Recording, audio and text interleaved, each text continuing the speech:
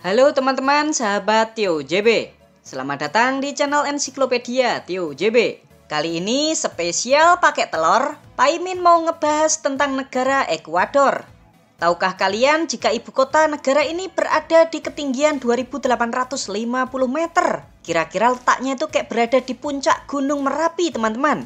Negara ini juga sama persis dengan negara tetangga kita, yaitu Timor Leste. Apa kesamaannya? Apakah negara Ekuador ini sangat miskin? Lalu apa hal unik dan menarik lainnya tentang negara ini? Ceweknya cakep-cakep ya Min. Sabar ya teman-teman, nanti bakalan Mimin jelaskan di video. Yuk langsung saja ikuti Pak Imin jalan-jalan keliling Ekuador. Sambil nonton, minumnya kopi Tio JB. Silahkan kalau mau beli langsung cek di Shopee. Mari kita berangkat. Kembali lagi di channel Tio JB, channel yang mungkin bisa menambah wawasan dan informasi yang mungkin belum kalian ketahui. Dari bukti arkeologis, manusia telah menghuni wilayah Ekuador ini sekitar 16.300 hingga 13.000 tahun yang lalu. Orang-orang ini berasal dari benua Asia yang bermigrasi menuju Amerika Utara, lalu mereka menyebar ke Amerika Selatan. Makanya kalau kalian perhatikan, orang suku Indian Amerika itu kan kulitnya coklat-coklat tuh. Selanjutnya, pemerintahan awal dimulai ketika Kekaisaran Inka menguasai wilayah ini pada tahun 1463. Lalu tak lama kemudian datanglah penjelajah Spanyol yang bernama Francisco Pizarro pada tahun 1530. Saat orang Spanyol ini tiba, keadaan di Kekaisaran Inka itu pas kacau-kacaunya karena perang saudara yang diakibatkan oleh perebutan kekuasaan. Nah, disinilah Spanyol mencari keuntungan teman-teman. Pada tahun 1532, orang Spanyol memihak salah satu pihak yang lebih kuat. Singkat cerita, di tahun yang sama setelah berhasil membantu memenangkan salah satu pihak di perang saudara itu, Spanyol meminta Kaisar Inka untuk memeluk agama Kristen, namun ditolak dan melemparkan Injil yang dibawa oleh pendeta. Karena tak terima agamanya itu dilecehkan, pada saat perayaan kemenangan, tiba-tiba Spanyol itu menyergap dan menyerang orang-orang Inka ini, lalu mereka dibantai. Tak lama kemudian, pada tahun 1534, Spanyol mendirikan koloninya di atas reruntuhan kota Inka yang telah diratakan. Wilayah Ekuador ini dijajah oleh Spanyol ini sangat lama banget teman-teman. Gerakan kemerdekaan baru muncul ketika tahun 1808 saat Raja Spanyol Ferdinand ke-7 digulingkan oleh Napoleon Bonaparte. Napoleon lalu menunjuk adiknya sebagai raja baru Spanyol. Nah, karena tidak terima penggulingan ini, orang-orang keturunan Spanyol di Ekuador yang masih setia kepada raja yang lama, mereka menolak dipimpin oleh raja baru Spanyol yang cuma boneka Perancis. Akhirnya, Ekuador keluar dari koloni Spanyol pada tahun 1809. Selanjutnya, pada tahun 1819, Ekuador bersama negara-negara bekas jajahan Spanyol lainnya, mereka bersatu di bawah komando Simon Bolivar, mendirikan negara baru yang bernama Gran Colombia. Ekuador lalu keluar dari Gran Colombia dan mendeklarasikan negara sendiri pada tanggal 13 Mei 1830 dan bertahan hingga hari ini. Berikut 10 fakta negara Ekuador. Tapi sebelum kita mulai, jangan lupa untuk subscribe channel Tio JB dan tekan tombol lonceng agar tidak ketinggalan info menarik lainnya dari Tio JB. Profil negara. Negara ini bernama lengkap Republik Ekuador, dengan presiden sebagai kepala negara sekaligus kepala pemerintahan. Negara ini memiliki ibu kota yang bernama Kota Quito. Secara geografis, negara Ekuador berada di benua Amerika Selatan, serta berbatasan dengan negara Kolombia di sebelah utara, di sebelah selatan dengan negara Peru, di sebelah barat dengan Samudra Pasifik, serta di sebelah timur dengan negara Peru. Negara ini memiliki luas wilayah sebesar 283.561 km persegi, atau luasnya itu 2 kali luas Pulau Jawa, dengan jumlah penduduk sebesar 17.483.326 jiwa. Lalu untuk agama, 86,7% penduduk di sini memeluk agama Kristen, 12,9% tidak beragama, sisanya 0,4% memeluk agama yang lain. Sedangkan untuk etnis, 71,9% merupakan etnis mestizo, 7,4% etnis Montubio, 7,2% etnis kulit hitam, 7% etnis asli pribumi, 6,1% etnis Eropa kulit putih, 0,4% sisanya merupakan etnis yang lain. Negara ini memakai bahasa Spanyol sebagai bahasa resmi negaranya. Indeks pembangunan manusia di negara Ekuador menempati peringkat 95 dunia. Lalu untuk perekonomian, negara Ekuador merupakan negara yang berkembang dengan kelompok ekonomi berpenghasilan menengah ke atas. Negara ini sangat bertumpu pada penjualan minyak bumi, hasil pertanian dan buah-buahan, produk kayu dan furniture, industri bahan kimia, serta produk perikanan, dengan ekspor terbesarnya ke negara Amerika, Vietnam, dan Chili. Sedangkan mata uang yang digunakan di negara ini adalah dolar Amerika. Kehidupan masyarakat. Tahukah kalian jika negara Ekuador sebagian besar penduduknya adalah orang campuran? Kalau di Indonesia ya namanya itu blasteran teman-teman, yaitu antara orang kulit putih dengan penduduk asli pribumi. Etnis campuran di negara ini ada dua macam, yaitu mestizo dan montubio. Lalu bedanya apa, Min? Begini teman-teman, aslinya kedua etnis ini tuh sama aja, sama-sama blasteran. Bedanya mestizo itu tinggal di dataran tinggi, sedangkan montubio tinggalnya di pesisir pantai. Nah, etnis blasteran di negara ini kalau ditotal jumlahnya 79% dari total penduduk Ekuador.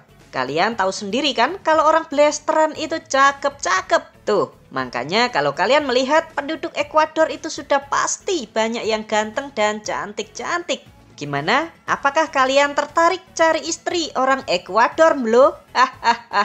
Sedangkan angka kemiskinan di negara ini menurut Bank Dunia pada tahun 2022 sebesar 9,5% dari total penduduk dengan perhitungan pendapatan kurang dari Rp50.000 per hari. Sedangkan gaji UMR atau gaji minimum di negara ini per 2023 sebesar $450 per bulan atau sekitar Rp7 juta per bulan. Cukup gede ya teman-teman. Mirip Timur Leste. Apanya, Min, yang mirip Timur Leste? Ternyata persamaan Ekuador dengan Timur Leste adalah sama-sama tidak memiliki mata uangnya sendiri. Kedua negara ini memakai dolar Amerika sebagai mata uang resminya, teman-teman. Dulunya sih negara ini memiliki mata uangnya sendiri yang bernama Sucre. Namun pada saat Krismon pada tahun 1998 terjadi inflasi yang sangat tinggi. Barang-barang kebutuhan masyarakat mengalami kenaikan sehingga membuat nilai mata uang Sucre ini merosot tajam. Nah, supaya menstabilkan negaranya dari keterpurukan, pemerintah Ekuador saat itu menghapuskan mata uang Sucre dan mengadopsi dolar Amerika, tepatnya pada tahun 2000 yang lalu. Semenjak itulah dolar Amerika digunakan sebagai alat pembayaran di negara ini, teman-teman. Tapi tahukah kalian jika penerapan dolar Amerika ini juga ada manfaat dan kekurangannya? Yuk kita bahas. Kita mulai dari manfaatnya dulu ya. Yang pertama, nilai mata uang dolar itu lebih stabil dibandingkan nilai mata uang di dunia yang kerap naik turun nggak pasti. Jadi negara Ekuador ini nggak perlu pusing-pusing mikirin mata uangnya. Hal ini juga membuat negara Ekuador lebih aman terhadap krisis ekonomi. Lalu manfaat yang kedua, lebih murah kalau membeli produk impor dari luar negeri. Terutama belinya itu di negara-negara yang nilai mata uangnya lebih rendah daripada dolar Amerika. Manfaat yang ketiga, yaitu lebih mempermudah turis asing. Para wisatawan ini nggak perlu repot-repot ke money changer di Ekuador. Mereka cukup menukar uangnya di bank-bank di negara asal turis ini. Kan mata uang dolar itu selalu ada di setiap bank ya teman-teman. Berbeda kalau turis asing datangnya ke Indonesia contohnya. Karena mata uang rupiah itu tidak selalu tersedia di bank-bank negara lain. Selain manfaat, ternyata penggunaan dolar juga ada kekurangannya. Yang pertama, pemerintah Ekuador tidak bisa mengatur kebijakan moneternya karena yang dapat mengatur dolar hanyalah negara Amerika. Lalu kelemahan yang kedua yaitu menurunnya daya saing ekspor. Karena memakai dolar Amerika, maka pekerja juga dibayarnya itu pakai dolar. Mau beli bahan baku juga pakai dolar, termasuk bayar pajak juga pakai dolar. Sehingga harga pokok penjualan produk di sebuah perusahaan di Ekuador itu lebih mahal dibandingkan produk dari negara-negara yang tidak memakai dolar. Nah, akhirnya harga jual suatu produk yang diproduksi di negara Ekuador ini jadi lebih mahal dan bisa kalah bersaing dengan produk-produk dari negara lain. Begitu teman-teman. Silahkan bagi kalian yang mau menambahkan bisa tulis di kolom komentar. Tinggi. Tahukah kalian jika ibu kota negara Ekuador yang bernama Kota Quito dinobatkan sebagai ibu kota negara tertinggi kedua di dunia? Dengan ketinggian kota ini mencapai 2.850 meter di atas permukaan laut. Ibaratnya nih, biar kalian bisa membayangkan, kotanya ini berada di atas puncak Gunung Merapi.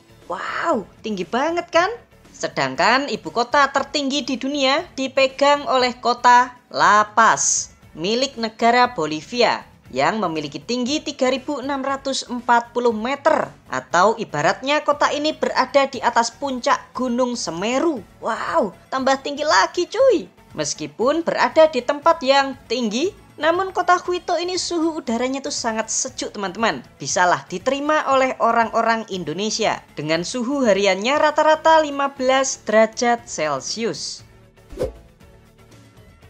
Wilayah negara Ekuador ini meskipun luas wilayahnya itu kecil, namun memiliki 4 wilayah geografis yang berbeda-beda dan memiliki keunikannya tersendiri. Yuk kita bahas ya teman-teman. Yang pertama ada yang namanya La Costa atau wilayah pesisir pantai. Merupakan lahan subur dan produktif di negara Ekuador ini dan menjadi pusat perkebunan pisang yang terbesar. Selain pisang, wilayah La Costa juga digunakan sebagai pertanian padi. Lalu yang kedua namanya Sierra atau dataran tinggi. Dataran tinggi juga menjadi tempat ibu kota negara ini yaitu Kota Quito.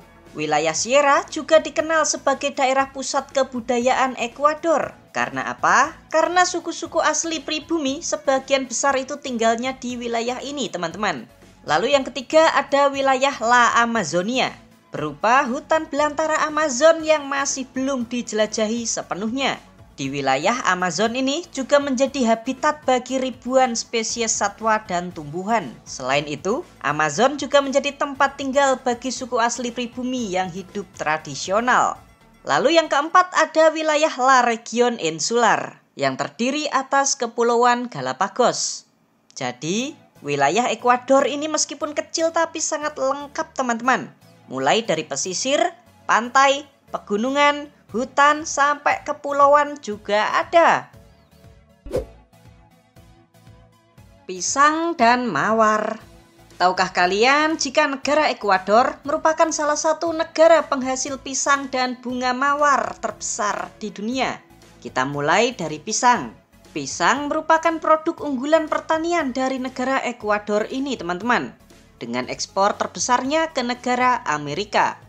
Ekuador sendiri merupakan negara penghasil pisang terbesar ke-6 dunia, pas di bawah negara kita Indonesia.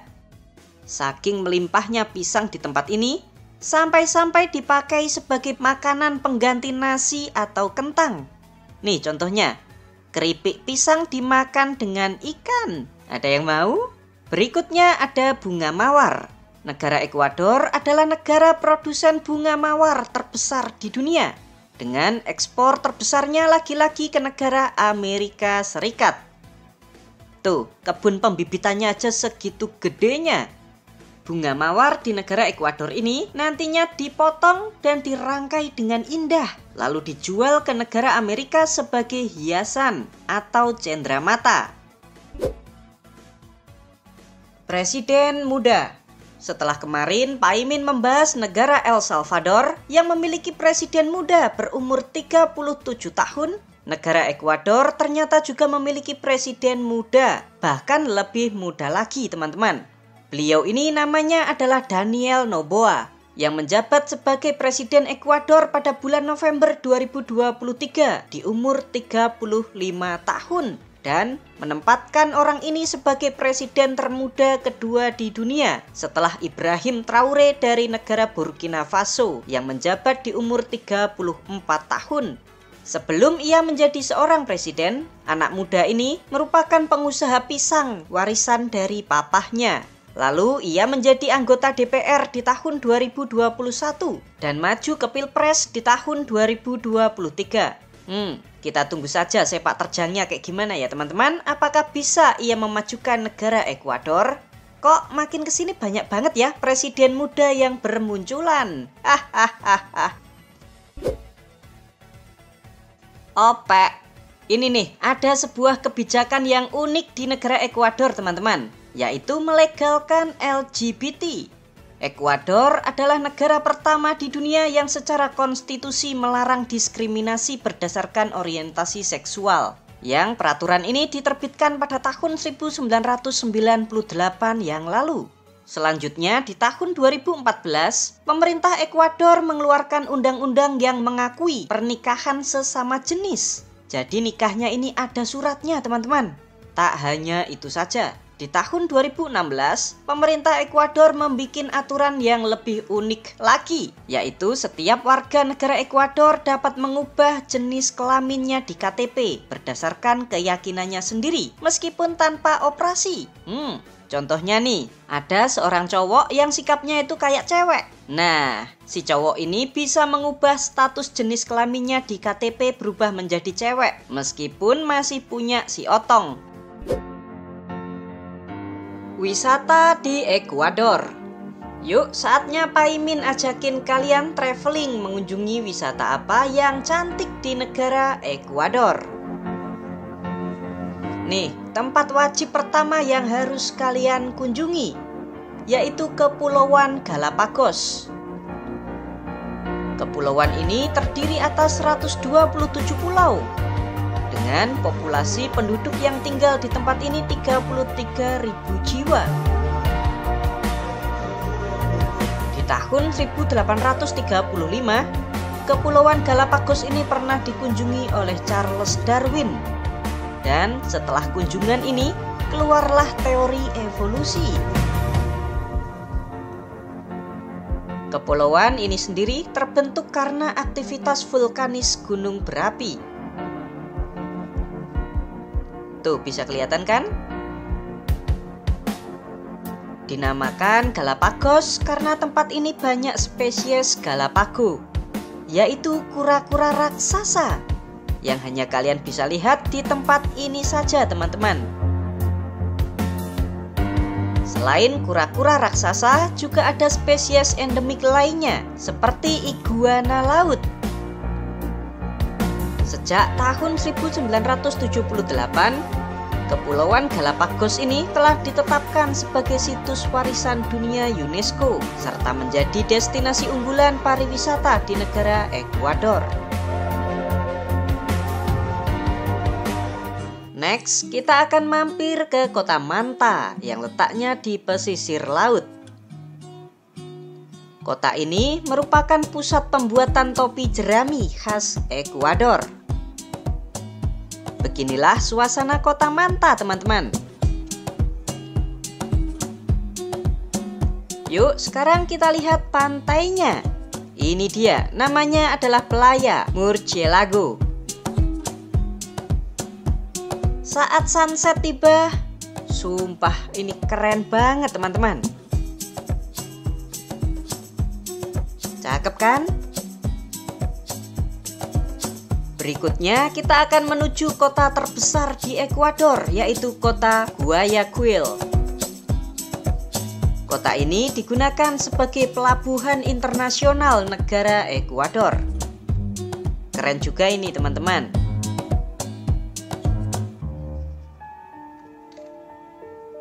Selanjutnya kita akan pergi ke ibu kota Quito. Di sini ada monumen garis khatulistiwa yang bernama Mitad del Mundo. Tuh. Beginilah suasana di atas monumen. Cakep kan? Sekarang kita akan mengunjungi kota tua Quito. Tempat ini namanya adalah La Plaza Grande atau alun-alun kota Quito. Di dekatnya ini ada gereja kuno yang bernama Katedral Metropolitan Quito, yang didirikan pada tahun 1545. Yuk kita masuk ya teman-teman. Beginilah di dalam gerejanya. Kota tuanya ini benar-benar bagus dan masih terawat teman-teman.